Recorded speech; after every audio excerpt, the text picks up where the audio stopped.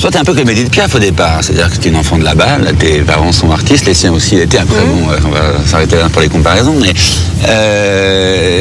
et t'as été élevée comment, finalement J'ai été élevée dans le respect et la liberté, et la liberté ne voulant pas dire laxisme, liberté voulant dire, on m'a très vite dit que j'avais le choix, on m'a très vite... donner voilà cette notion de choix. Sans religion, mais avec la responsabilisation. Voilà. C'était ça l'idée. J'ai jamais cru au Père Noël. Mes parents m'ont jamais dit que le Père Noël c'était un mec rouge avec marqué Coca-Cola sur le cul. Et tu te considères aujourd'hui comme quelqu'un d'équilibré? Bah, de plus en plus. À un moment, t'as douté. Après Taxi, tu disais... t'as flippé à un moment. C'est pour ça que j'ai rencontré Burton. C'est que ma décision de faire une pause, c'était une vraie décision. C'était pas juste un truc de, je sais pas, 36-15, j'existe, j'en ai marre, je bosse pas, j'arrête. C'était une vraie décision face à moi-même. Et je suis allée voir mon agent, je lui ai dit, bon voilà, je pense qu'il faut que je prenne un peu de temps pour moi et pour comprendre pourquoi ça avance pas pour moi, parce que... Et à ce moment-là, il m'a dit, je veux bien que tu arrêtes, tu fais ce que tu veux, mais avant, tu fais un dernier rendez-vous. Et c'était avec mon idole, donc... Big Fish. Voilà.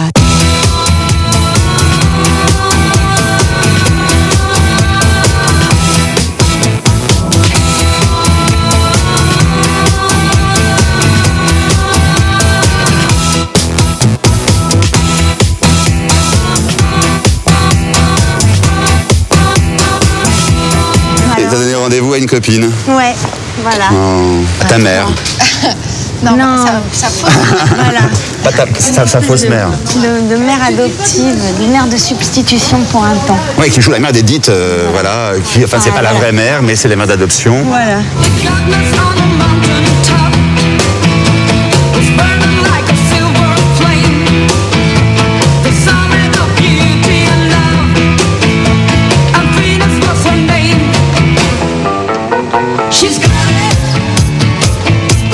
Il y a une œuvre que tu aimes bien particulièrement ici? Ah, moi j'adore la sculpture de Claudel, l'âge mûr.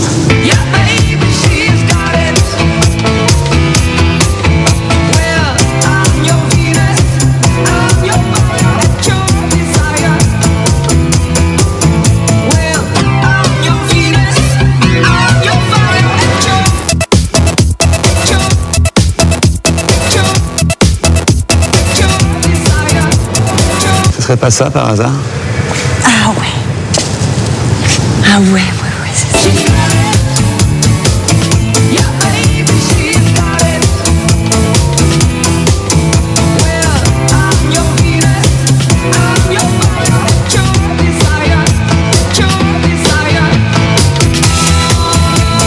C'est vrai que quand tu as reçu ton César, tu l'as mis dans un frigo avec des bouteilles de champagne et qu'il est calé dans un frigo entre 10 bouteilles de champagne. Un très très bon ami à moi me dit, viens, on fait une photo avec ton César. Et je suis pas faire une photo avec mon César chez moi. Et donc on m'avait offert plein de bouteilles de champagne pour me féliciter. Ouais. Et donc on a rempli le réfrigérateur de bouteilles de champagne. Et à la place d'une des bouteilles, on a mis le César. On a fait cette photo qui est en plus restée dans un appareil qu'on a sûrement perdu. On a bu toutes les bouteilles de champagne. Mais depuis... Il n'y a pas le César qui est resté au frigo.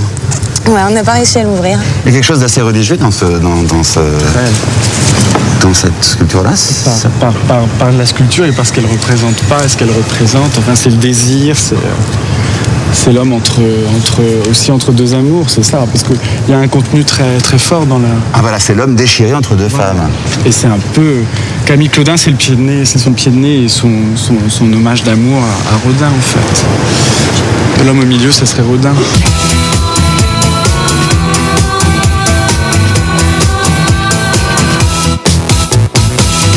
Ce qui est extraordinaire dans le tableau aussi, c'est son côté direct, immédiat. Enfin, elle fixe Il n'y a aucune honte, il n'y a aucune nudité revendiquée. Chaque tableau a son histoire, et là, autant ce tableau, il a été exposé, il a été montré, il a fait scandale.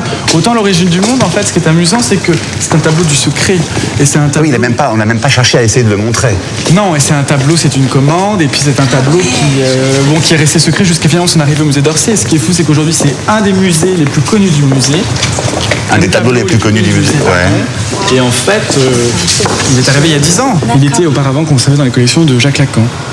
D'accord. Ah oui. Qui lui-même le cachait dans un coffre. Non. Enfin, alors, derrière un rideau. Non, alors c'est encore plus compliqué que ça, et on va dire encore plus pervers, entre guillemets. Le tableau était chez lui, caché derrière un autre tableau, un tableau d'André Masson qui représentait grosso modo le même sujet, mais avec ce côté onirique et un peu surréaliste du trait chez Masson, très graphique. Alors, est-ce que c'est la fameuse Jo? Parce qu'il y a controverse, une vraie question, c'est qui est cette femme? Parce que Qui est la muse? Traces de doigts.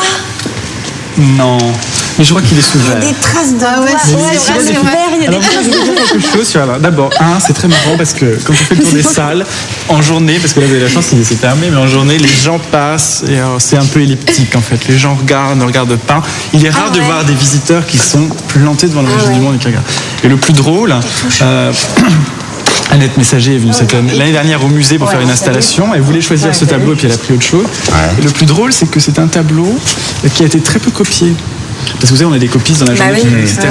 Et les quelques copistes qui se sont aventurés à faire l'origine du monde demandaient à être au musée le matin de 8h à 10h avant l'ouverture du musée parce qu'ils craignaient la réaction des gens et ils craignaient leur position de voyeur par rapport au tableau. Et de passer pour des obsédés. Voilà. Alors que des fois, dans la journée, on a des gens qui pourraient venir copier n'importe quoi. Tout le monde peut venir. Il faut du calme. Et alors, donc, oui, la question que pose ce tableau, quand même, c'est qui est cette femme? Parce qu'il y a plusieurs versions. Je crois, à tout jamais mystérieux.